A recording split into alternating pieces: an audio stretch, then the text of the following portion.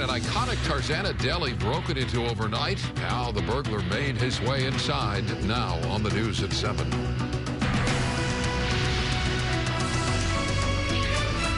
Good evening. I'm Micah Ohm. And I'm Cher Calvin. A 78-year-old man is dead tonight after he tried to stop a carjacker from taking his vehicle. It happened at Arco gas station in Norco. The victim was ejected from his car and dragged down the street. Shelby Nelson live in Norco with more on what happened. Shelby? Mike, it is terrible. We are learning happened this afternoon here in Norco, Hidden Valley Parkway, and again, and was caught in this violent carjacking before he later died earlier today. I'll get to those details in just a second, but what you're seeing right behind me is just one of 4 scenes according to investigators. This is the Arco gas station where this started in the Riverside County Sheriff's Department. As you can see, still has a pretty heavy presence out here right now as they're diverting traffic away. What investigators tell us is that this afternoon at 12:03, deputies called out here after a witness called 911 about a vehicle theft.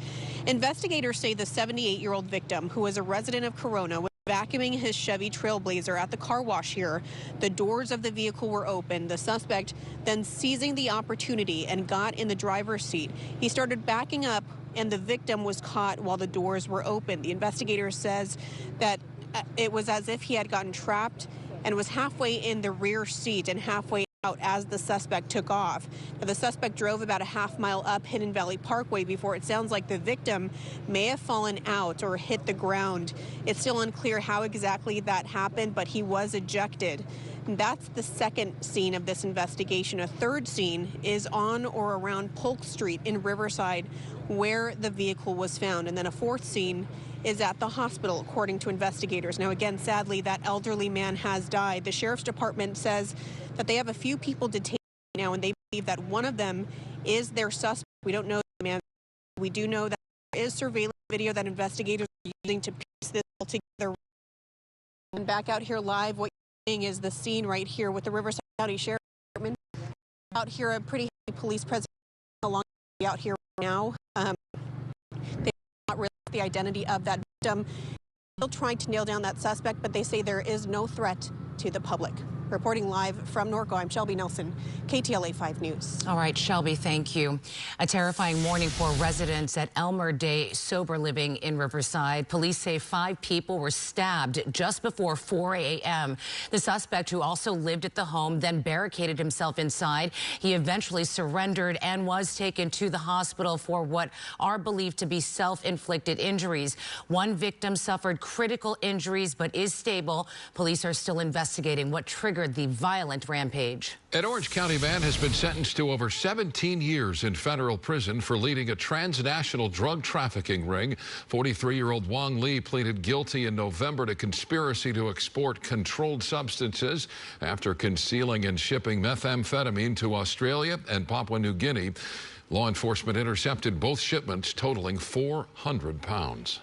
Sean Diddy Combs' federal trial began in New York today. A male escort testified about his encounters with Combs and former partner Cassie Ventura, claiming he was paid thousands of dollars to have sex with Ventura while Combs watched. This part of the prosecution's effort to show Combs used his influence to exploit and abuse women. Combs has denied charges including racketeering and sex trafficking, which carry up to 15 years in prison. The trial is expected to last 2 months. A resentencing hearing for the Menendez brothers is set to get underway tomorrow. The hearing comes almost 2 years after the effort began to have Eric and Lyle released from prison. The brothers were convicted of the 1989 shotgun murders of their parents. Friday, a judge decided information from a risk assessment could be included in this week's hearing, which alleges the brothers are of moderate risk to the public if released. Family members say the brothers have been rehabilitated after 35 years behind bars. Governor Gavin Newsom is escalating the state's push to crack down on dangerous homeless encampments, asking cities and counties to address encampments with a sense of urgency. KTLA's Lauren Lister reports from downtown L.A. Hi there. The governor calling on cities and counties to address homeless encampments quickly of the Supreme Court, which in a decision last year ruled that local governments can public camping bans against homeless individuals even when there are not enough shelter beds. This Westlake District resident says a homeless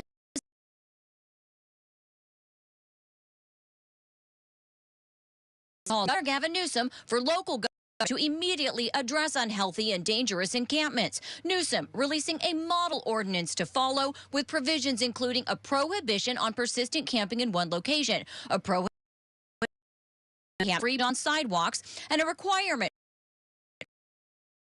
never provide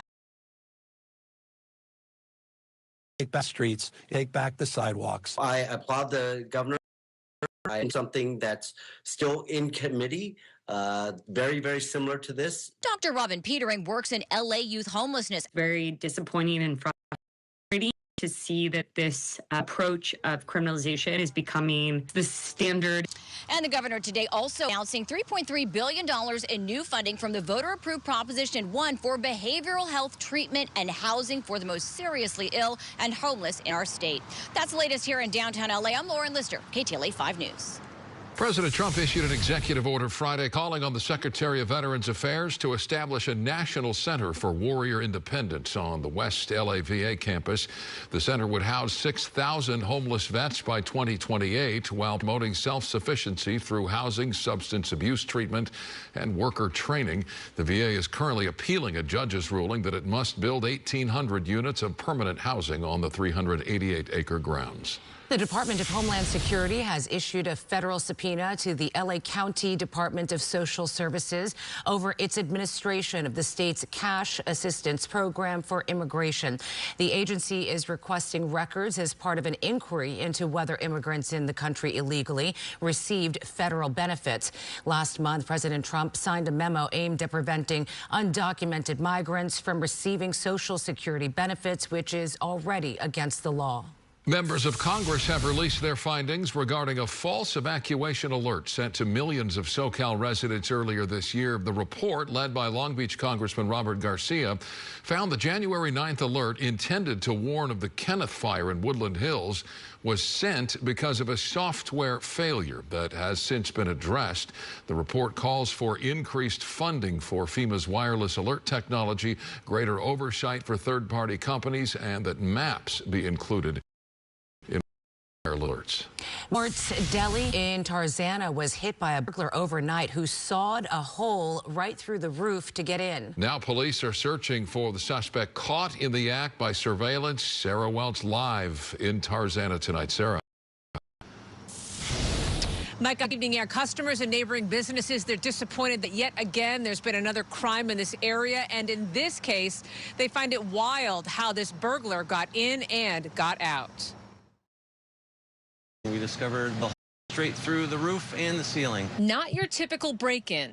When our chef called and said that we had a break-in, we didn't really know how it